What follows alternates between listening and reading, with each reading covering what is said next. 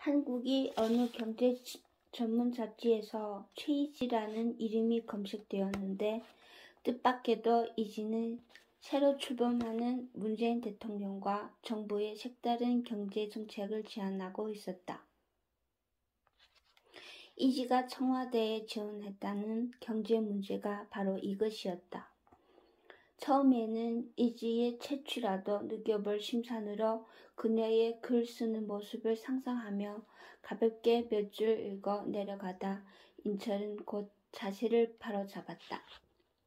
세상에, 인철은 이지가 만만치 않은 수준을 가진 여성이라는 건 이미 알고 있었으나 이렇게 마음으로부터 동조하게 만드는 글을 쓰리라고는 생각하지 못했던 터라 글을 다 읽고는 밀려오는 감동을 주체하지 못하고 고개를 들어 창밖의 하늘을 바라보았다. 그간 미국에 있으면서 절실히 느끼던 걸 이지는 아주 논리적으로 풀어내고 있었다. 갑자기 감당할 수 없는 그리움이 밀려와 인철은 이지의 기고문을 마치 연애 편지처럼 꼼꼼하게 한자 한자 가슴에 담아 나갔다. 정권 초에만 하실 수 있는 일이라 판단되어 보내드리니 깊이 검토하시기 바랍니다. 란 서두로 시작되는 이지의 글은 다시 읽는데도 불구하고 인철의 가슴을 밑바닥에서부터 휘저어왔다. 대통령님, 중소기업 인구 1,400만이라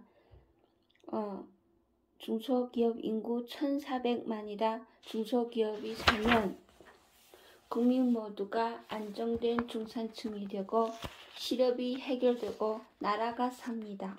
중소기업을 살리려 지난 수십 년간 정부는 법과 제도를 지원하고 자금을 지원하고 할 수 있는 건 모두 다 해왔습니다. 그래서 대기업이 회사를 쪼개 중소기업으로 위장하기도 합니다. 그랬음에도 불구하고 중소기업은 여전히 열악하기만 합니다. 그 근본적 이유는 뭘까요? 바로 사람입니다. 세상의 성공과 실패를 좌우하는 건 그 무엇도 아닌 바로 사람입니다. 마이크로소프트는 빌 게이츠 한 사람이, 애플도 스티브 잡스 한 사람이 대기업의 유혹을 물리치고 창업해 이룬 것입니다. 이토록 사람이 중요함에도 한국에서는 중소기업에 들어갔다는 사실 그 자체로 바로 루저, 패배자가 되기 때문에 아무도 중소기업을 안 가려 합니다. 미국은 성적 우수자순으로 벤처기업에 가는데 반해 한국은 대기업으로 갑니다. 한국의 벤처기업 정책은 아무나에게 얕은 현금 몇 푼 쥐어주는 게 달아 돈은 막대하게 써도 제대로 된 인재 한 사람 못 건집니다. 그러므로 한국의 중소기업을 살리려면 무엇보다 인재의 흐름을 확 바꿔야 합니다.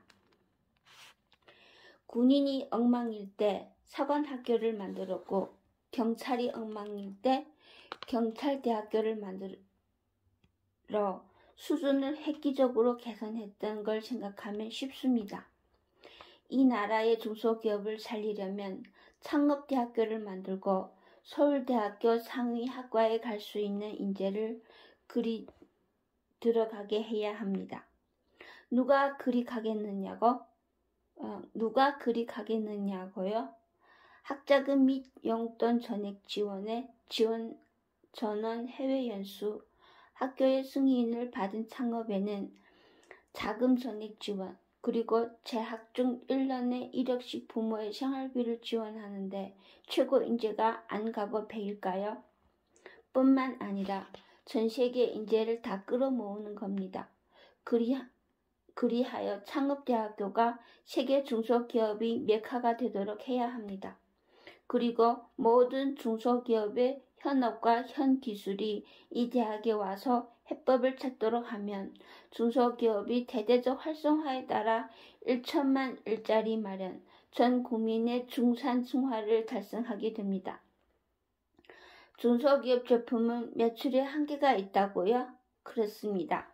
중소기업은 우산 1만 개를 만들지요.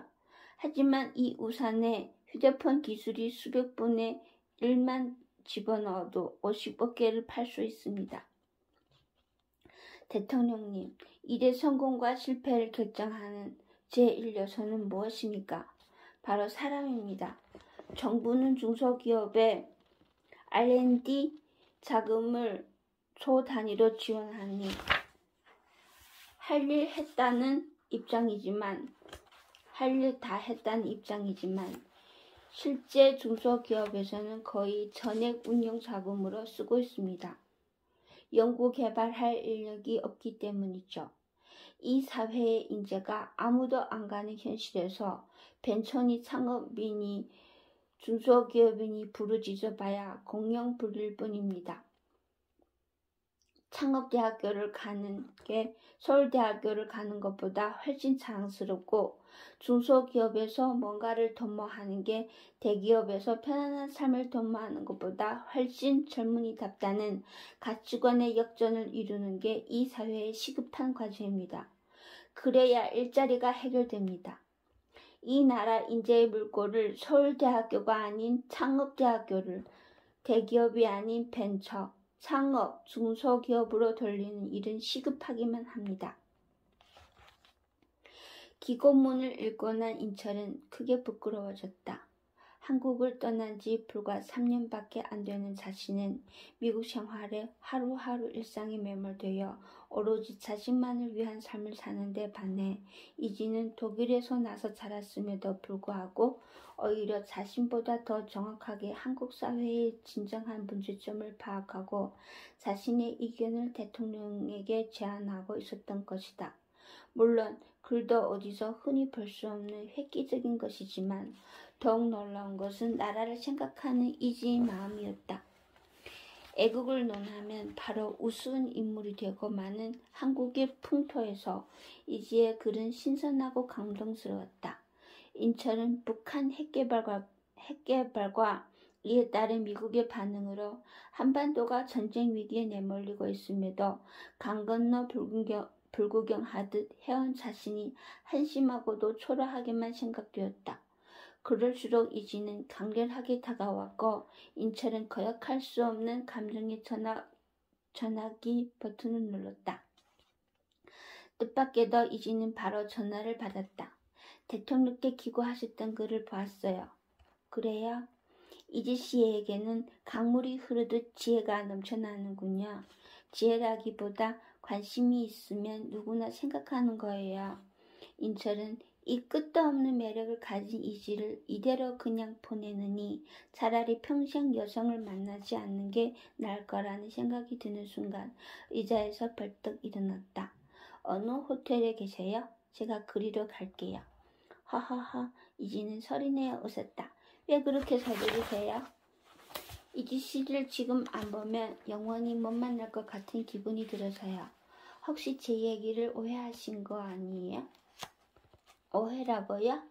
아마 제가 실망할 가치가 있는 사람인지 확인하고 싶었다는 말을 좀 부정적으로 받아들이신 것 같은데 그 정확한 함의는 미국으로 가신 것에 대해 제가 실망할 만한 내면적 가치가 있는 분인지 확인하고 싶었단 뜻이고 오늘 팬이 워싱턴에 오기 잘했다는 판단이 들었어요. 정말요? 네. 그러면 왜 딱 한 번만 만나고 싶다 하셨어요? 이번 워싱턴 여행에서는요. 그동안 왜 저의 모든 전화와 문자를 거절하셨어요? 문자로 예쁜 말만 골라 하게 될까봐 조심스러웠어요. 겨우 참았는걸요? 네. 인철은 환호성을 지를 뻔했다. 이지는 예상할 수도 없는 곳에서 끝없는 반전을 던지는 알 수 없는 매력으로 가득한 여성이었다. 혹시 저를 놀리셨어요? 보고 싶었어요. 그러나 확신하진 못했어요. 그때 갑자기 돌아가신 게 저도 모르게 트라우마가 되었을 거예요. 그래서 사실 두려웠어요. 그때 이지 씨가 위험할 것 같기도 했고 몸을 다친 후 모든 게 신선해서. 아무 말도 하지 마세요. 저는 제 눈을 믿어요. 제 눈이 잘못되었을 때는 어떤 결과에 대해서도 책임질 각오가 되어 있어요. 오늘 고마웠고 말할 수 없이 기뻤어요. 그런데 왜 그렇게 화난 듯 돌아가셨어요? 거기까지가 제가 그려보았던 만남이에요. 요담 만날 때는 어떤 준비도 계획도 하지 않을래요. 그러면 내일 공항에는 나갈게요. 이번에는 끝까지 제 계획을 받아들여 주셨으면 고맙겠어요. 인철은 마음을 억지로 가라앉히고 대답했다. 알겠습니다. 이번만 그럴게요. 그 대신 전화와 문자도 많이 넣어주세요. 매일이 기쁠 거예요. 호텔에서 그동안 보내신 문자는 다 읽어보았어요. 기뻤고 고마워요. 이지가 감정의 속도를 조절한다는 생각에 인천은 싹싹하게 마지막을 끝냈다. 내일 여행 편안하게 하세요. 감사해요. 늦은 밤이었지만 이지 목소리는 영롱한 이슬을 비추는 싱싱한 아침 햇살처럼 밝고 따사롭게 다가왔다.